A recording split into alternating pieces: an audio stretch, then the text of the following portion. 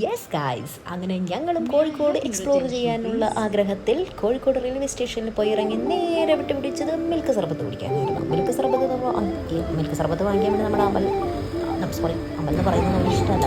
ഭാവിയിലെ ചിത്രകുപ്തൻ അവിടെ നിന്ന് മിൽക്ക് സർബത്ത് നോക്കി നമുക്ക് വാങ്ങിച്ചു തന്നു. നമ്മളൊരു ചീസൊക്കെ അടിച്ച് മടമടാന്ന് മിൽക്ക് സർബത്ത് കുടിച്ചുകൊണ്ടിരിക്കുന്ന സമയത്തായിരുന്നു എൻ്റെ കണ്ണിലൊരു സാധനം. അതെ, തോക്ക്, എയർ റൈഫിൾസ്, ലൈസൻസ് ഇല്ലാത്ത എയർ റൈഫിൾസ്. അങ്ങനെ ഞങ്ങൾ കടയുടെ ഉള്ളിലൊക്കെ കയറി കുറച്ച് തോക്കൊക്കെ എടുത്ത് അതിൻ്റെ വെയിറ്റൊക്കെ നോക്കി ഫോട്ടോ ഒക്കെ എടുത്ത് ഞങ്ങൾ നേരെ വിട്ട് പിടിച്ചു സമൃദ്ധിയിലേക്ക്. സമൃദ്ധിയിൽ പോയിട്ട് നല്ലൊരു അടിപൊളി സദ്യ കഴിച്ചു. ഇത് നമ്മുടെ ചിത്രകുപ്തൻ്റെ തന്നെ ഒരു സജഷനായിരുന്നു, പക്ഷേ സാറ്റിസ്ഫൈഡ്.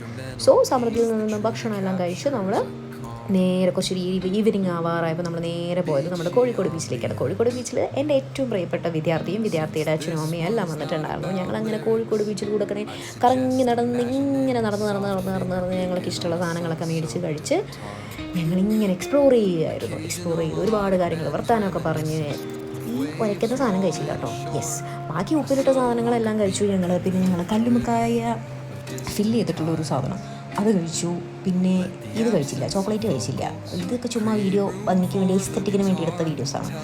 അങ്ങനെ ഇതെല്ലാം ഭക്ഷണമൊക്കെ കഴിച്ച് നമ്മളിതെല്ലാം എക്സ്പ്ലോർ ചെയ്ത് രാത്രി നൈറ്റ് ലൈഫ് അവിടുത്തെ ബാംഗ്ലൂരിനെ കോഴിക്കോട്ടിലെ നൈറ്റ് ലൈഫ് എൻജോയ് ചെയ്തിട്ട് ഞങ്ങൾക്ക് നേരെ തക്കാരത്തിലേക്ക് പോയി. തക്കാരത്തിൽ പോയിട്ട് ഞങ്ങൾക്ക് ആവശ്യമുള്ള ഡിന്നർ എല്ലാം കഴിച്ച് ഞങ്ങൾ നേരെ ഞങ്ങളുടെ സ്റ്റേ എവിടെയാണോ അവിടേക്ക് ഞങ്ങൾ രാത്രി പോയി. ഞങ്ങൾ പിരിഞ്ഞു ആക്ച്വലി. അങ്ങനെ ഞങ്ങൾ ഡോർബർ സ്റ്റേയിലായിരുന്നു സ്റ്റേ ചെയ്തിട്ടുണ്ടായിരുന്നത്. അതിന് തൊട്ട് മുന്നിൽ തന്നെ ബീച്ച് വ്യൂ ഉണ്ട്. ഓരോ ബെഡിന് ഡോർമിറ്ററി ആണ്, ഓരോ ബെഡിന് 400 to 500 rupees പെർ പേഴ്സൺ വരുന്നത്. സോ അതും അഫോർഡബിൾ ആയിരുന്നു. ഞങ്ങൾ അതെല്ലാം കഴിഞ്ഞ് പിന്നെ നൈസായിട്ട് ഞങ്ങൾ വണ്ടി പതുക്കെ തിരിച്ച് ഞങ്ങളുടെ ബ്രേക്ക്ഫാസ്റ്റ് കഴിക്കാനുള്ള സ്ഥലത്തേക്ക് വേണ്ടി യാത്ര തിരിക്കുകയാണ് ഗൈസ്. നിങ്ങൾക്കറിയാം എവിടെയൊക്കെ ഞങ്ങൾ പോകണമെന്നുള്ളത്. അതെ, അത് തന്നെ കുറ്റിച്ചിറയിലുള്ള നമ്മുടെ ചാമ്പ്യൻസ് റെസ്റ്റോറൻറ്റിലേക്ക്. ചാമ്പ്യൻസിൽ പോയിട്ട് ഞാൻ ആദ്യമായിട്ട് പഴംപൊരിയും ബീഫും ട്രൈ ചെയ്തു. അതിൻ്റെ കൂടെ തന്നെ നമ്മൾ പത്തിരി, എണ്ണയിലിട്ട് എടുത്ത പത്തിരിയും അല്ലാതെയുള്ള അരിപ്പത്തിരിയും കഴിച്ചു.